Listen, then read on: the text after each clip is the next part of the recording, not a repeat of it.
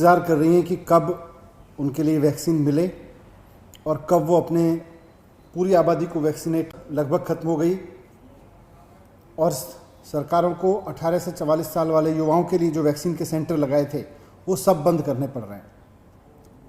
दिल्ली में बंद हो गए। केंद्र सरकार ने कल हमको बताया है कि अब युवाओं की जो वैक्सीन है वो जून में मिलेगी और 10 जून से पहले नहीं मिल पाएगी, वो भी बहुत लिमिटेड सी सप्लाई मिलेगी। दिल्ली में हमने केंद्र सरकार को कहा था कि दिल्ली में हमें वैक्सीन उपलब्ध करा दीजिए। हम 3 महीने में पूरी दिल्ली की एक एक व्यक्ति को वैक्सीन लगवाना चाहते हैं ताकि एक कोरोना का साइकिल टूट जाए, उसका चक्र टूट जाए। लेकिन मैं बार बार कहता रहा हूँ कि विदेशों में भेज दी, समय पर ऑर्डर नहीं किए, विदेशों से वैक्सीन के ऑर्डर नहीं किए, देश में जो वैक्सीन बन रही थी उसके बारे में समय पर चेत के काम नहीं किया और आज उसका नतीजा है कि वैक्सीन नहीं है। आज सब भटक रहे हैं। दिल्ली में 92 लाख युवा हैं। ये जो 18 से 45 साल की उम्र के युवा हैं, इनकी संख्या दिल्ली में 92 लाख है।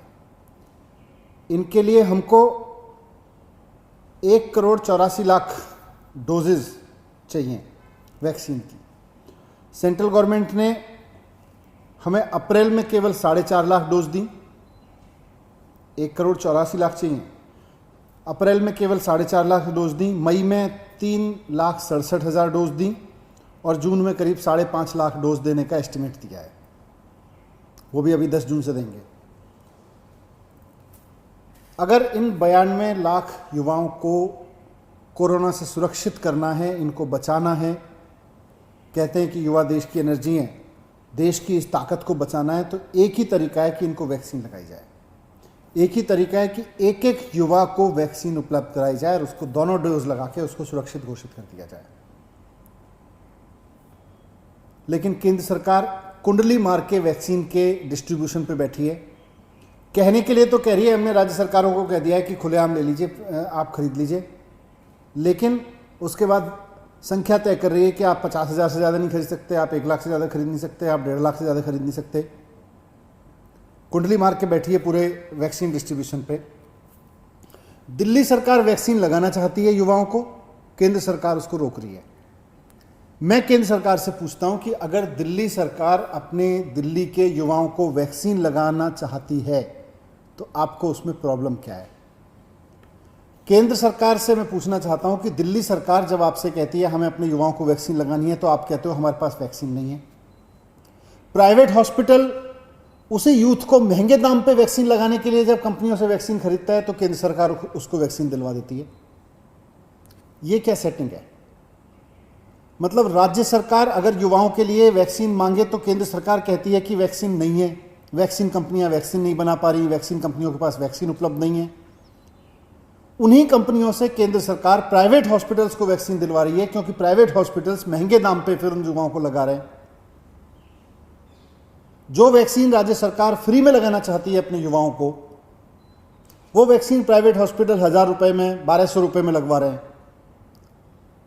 तो राज्य सरकार कहती है हमें अपने युवाओं को वैक्सीन लगानी है, तो केंद्र सरकार कहती है हमारे पास वैक्सीन नहीं है, कंपनियों के पास वैक्सीन नहीं है। प्राइवेट हॉस्पिटल्स को लगातार वैक्सीन उपलब्ध कराई जा रही है ताकि वो 1,200 रुपए में लगा सकें, 1,000 रुपए में लगा सकें। मैं पूछना चाहता हूं केंद्र सरकार से कि अगर सरकार के लिए वैक्सीन नहीं है, अगर राज्य सरकारों के लिए केंद्र सरकार के पास युवाओं को देने के लिए वैक्सीन नहीं है, तो फिर प्राइवेट हॉस्पिटल्स को महंगे दाम पे देने के लिए वैक्सीन कहां से आ रही है? अगर केंद्र सरकार कहती है कि वैक्सीन कंपनियां उतनी वैक्सीन नहीं बना पा रही हैं कि राज्य सरकारों को एक मुश्त बड़े पैमाने पे दी जा सके, तो ये बड़े पैमाने पे देने के लिए प्राइवेट अस्पतालों के लिए वैक्सीन कहां से आ रही है? केंद्र सरकार इसका जवाब दे। क्या केंद्र सरकार ने केवल राज्य सरकारों को वैक्सीन देने पर रोक लगाई है?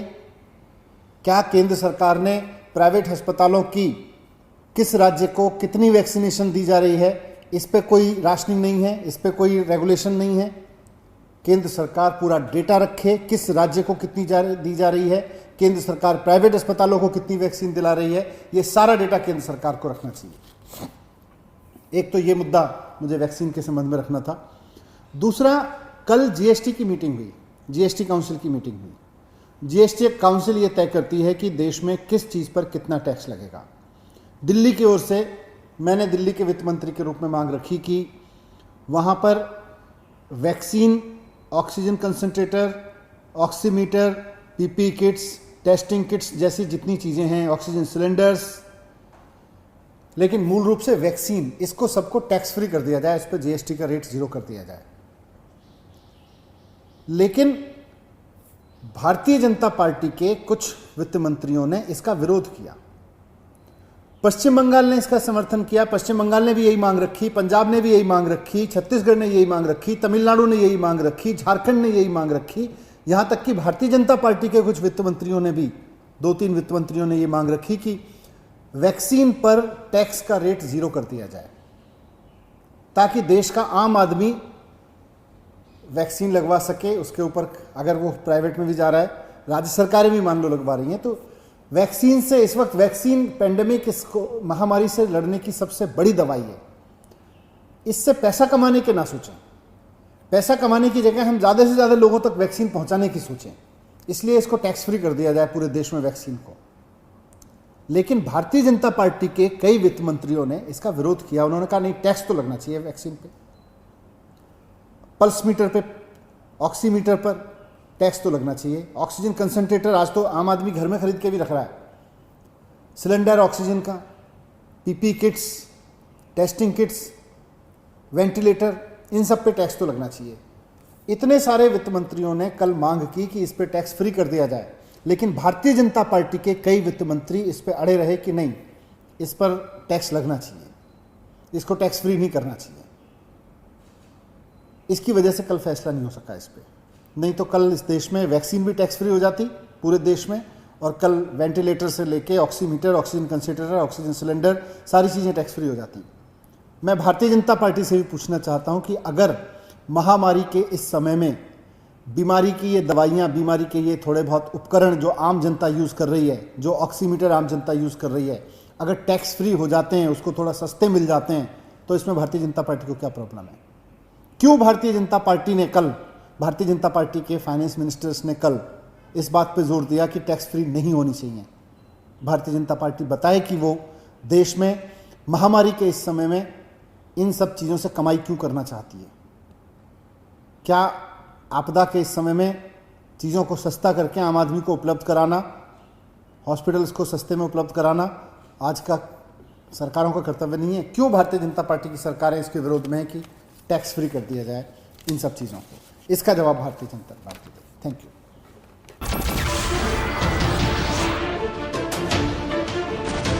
नमस्कार, मैं हूं मानक गुप्ता।